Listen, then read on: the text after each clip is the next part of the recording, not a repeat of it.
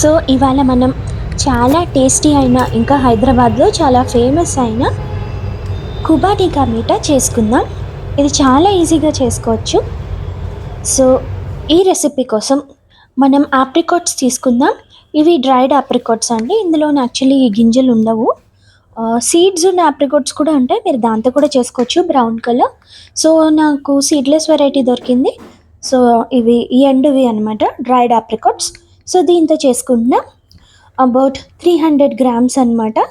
ఇవి నేను బాగా ఒక 3-4 టైమ్స్ బాగా కడిగేసాను. బాగా కడిగాక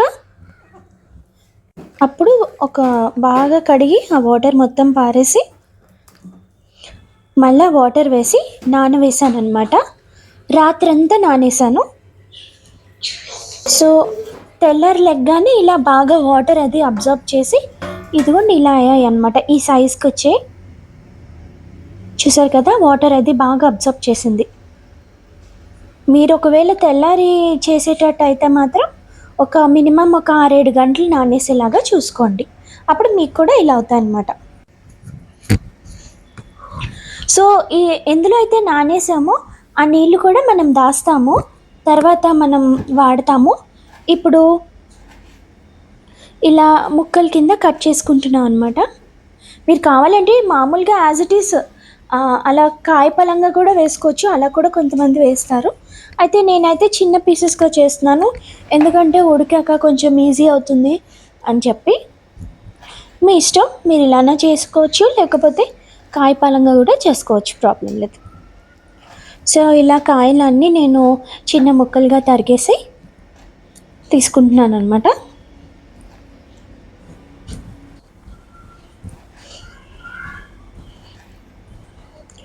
సో ఆల్రెడీ నీళ్ళు అవి అబ్జర్వ్ చేసి మెత్తగా ఉన్నాయి కాబట్టి ఈజీగానే ముక్కలు చేసుకోగలిగాను. సో ఒక ప్యాన్ తీసుకొని ఆన్ చేసి అప్పుడు ఈ ముక్కలన్నీ అందులో వేస్తాను అనమాట. ఇప్పుడు మనం ఏ నీళ్ళలో అయితే నానేసామో రాత్రంతా ఆ నీళ్ళతో ఒక గ్లాస్ తీసుకొని వేసుకుంటున్నాం అనమాట. ఇప్పుడు 1/2 కప్పు పంచదార వేస్తున్నాను నేను.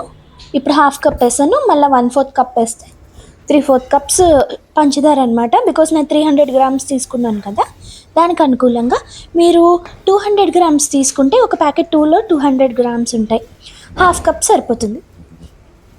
సో ఏం లేదండి, ఈ రెసిపీ అంతా మనకి పంచదారలోని ఇవి ఉడకడమే, ఈ ఆప్రికాట్స్ ఉడకాలి, అదే కుబానికా మీఠా. అలా నెమ్మదిగా మనం సిమ్లో పెట్టుకొని పాకంలోని ఒక 20-25 నిమిషాలు అలా పడుతూ ఉంటుంది. అంటే మీరు పెట్టిన క్వాంటిటీ బట్టి, ఇంకా ఎక్కువైతే కొంచెం ఎక్కువసేపు పట్టచ్చు. అంతే, మనం చేయడానికి ఏముండదు, అలా జస్ట్ సిమ్లో అప్పుడప్పుడు తిప్పుతూ ఉండడమే. మూత పెట్టేస్తే అలా మగ్గుతూ ఉంటుంది, పంచదారలో ఉడకాలి ఈ ఆప్రికాట్స్, అంతే. సో అలా నేను అప్పుడప్పుడు మూత తీస్తూ చెక్ చేస్తూ అలా ఉడకబెట్టాను అనమాట. ఇదిగోండి కాసేపు అయ్యాక ఇలా అయిందనమాట. సాఫ్ట్గా వాటర్ అంతా ఇంకిపోయి దగ్గరికి వస్తాయి అన్నమాట, మెత్తగా అయిపోతాయి ఇవి.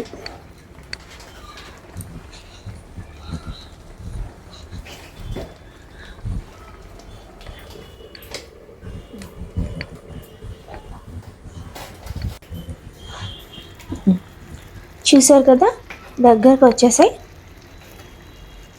ఈ షుగర్ వాటర్లోని ఉడుకుతూ. నేను పక్కన కొంచెం డ్రై ఫ్రూట్స్ కూడా నేతిలో వేయించాను అనమాట. అవి చిన్న ముక్కలుగా కట్ చేసి ఇందులో వేస్తాం మనం. సో ఇందాకటితో పోలిస్తే కొంచెం దగ్గరకు వచ్చేసింది కదా, కానీ సరిపోదు, ఇంకా దగ్గరికి రావాలి. సో అలా తిప్పేసి మళ్ళీ మూత పెట్టేయాలి.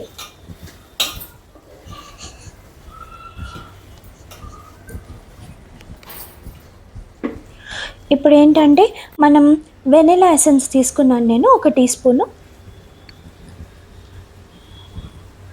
ఈ వెనిలా ఎసెన్స్ చాలా మంచి ఫ్లేవర్ని ఇస్తుంది మనకి, మన స్వీట్ మీద. సో అందుకే వెనిలా ఎసెన్స్ వేసుకుని బాగా కలుపుకోవాలన్నమాట.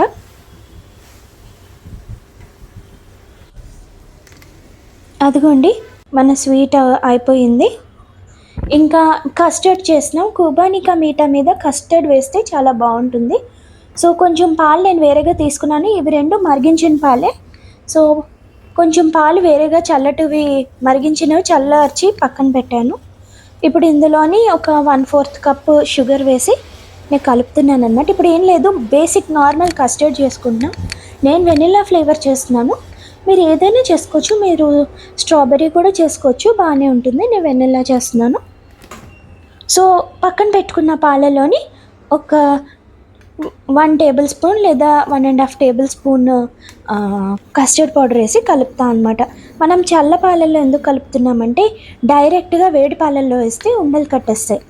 అలా కట్టకుండా ఉండాలని ఇలా చల్లపాలు వేరేగా తీసుకొని అందులో ఇది బాగా కరిగించి అప్పుడు ఇవి మన పాలల్లో వేస్తాం అనమాట. ఇలా చేస్తే మనకు ఉండలు కట్టవు, చక్కగా మొత్తం అందులోకి బాగా డిజాల్వ్ అయిపోతుంటుంది అనమాట. సో ఇలా దగ్గరికి అయ్యేదాకా కస్టర్డ్ సాస్ అలా కలుపుకుంటూ ఉండాలి. అంతే, మన రెగ్యులర్ కస్టర్డే. సో ఇది మనం కుబానికా మీఠా మీద వేసుకుంటే చాలా మంచి టేస్ట్ వస్తుంది. సో అదిగోండి మన కస్టర్డ్ సాస్ రెడీ అయింది. నేను చల్లార్చి ఫ్రిడ్జ్లో పెట్టా. ఇదిగోండి మన కుబానికా మీఠా. సో మన స్వీట్ మీద కొంచెం డ్రై ఫ్రూట్స్ జల్లుకున్నా. చాలా కమ్మగా ఉంటుంది అండ్ చాలా సులువు కూడా. మీరు జస్ట్ రాత్రి నానేయడం గుర్తుపెట్టుకుంటే చాలు, హ్యాపీగా పొద్దున్న చేసేసుకోవచ్చు. ఎవరైనా వస్తున్న పార్టీకి చేసినా చాలా బాగుంటుంది. సో ఇది మనం సర్వ్ చేసుకుంటున్నాం. ఒక గ్లాస్లో వేసాను అనమాట. కొంత స్వీట్ గ్లాస్లో వేసాను. ఇదిగోండి దీని మీద కొంచెం డ్రై ఫ్రూట్స్ ఇందాక ఆల్రెడీ మనం వేపుకున్నాం కదా, అవి చిన్న ముక్కల కింద చేసుకున్నాం. డ్రై ఫ్రూట్స్ వేసుకున్నాము. సో దీని మీద ఇందాక నేను చల్లార్చిన కస్టర్డ్ ఫ్రిడ్జ్లో పెట్టాను అనమాట చల్లారాక. సో కస్టర్డ్ వేస్తున్నాను. సో చాలా మంచి కాంబినేషన్ ఇది. చూడడానికి కూడా చాలా బాగుంది కదా, చాలా టేస్టీగా ఉంటుంది. మీరు ఎప్పుడు రెగ్యులర్ డెజర్ట్స్ చేసుకున్న ఫీలింగ్ కలిగితే మీకు ఖచ్చితంగా ఇది చాలా డిఫరెంట్ డెజర్ట్ అవుతుంది. చాలా టేస్టీగా ఉంటుంది, అందరూ ఇష్టపడతారు. అండ్ ఇప్పుడు ఆప్రికాట్స్ కూడా చాలా ఈజీగా అన్ని సూపర్ మార్కెట్స్లో దొరుకుతున్నాయి. సో చూడండి చాలా కమ్మగా ఉంది కదా, చాలా టేస్టీగా ఉంది. పిల్లలకి పెద్దలకి తప్పకుండా నచ్చుతుంది. చాలా మంచి డెజర్ట్ ఇది, మీరు తప్పకుండా ట్రై చేయండి. ఇంట్లో అందరికీ నచ్చుతుంది. ఇదిగోండి ఆ నట్స్ ఇంకా ఆ డెజర్ట్ చాలా బాగుంటుంది. తప్పకుండా ట్రై చేయండి. బాయ్.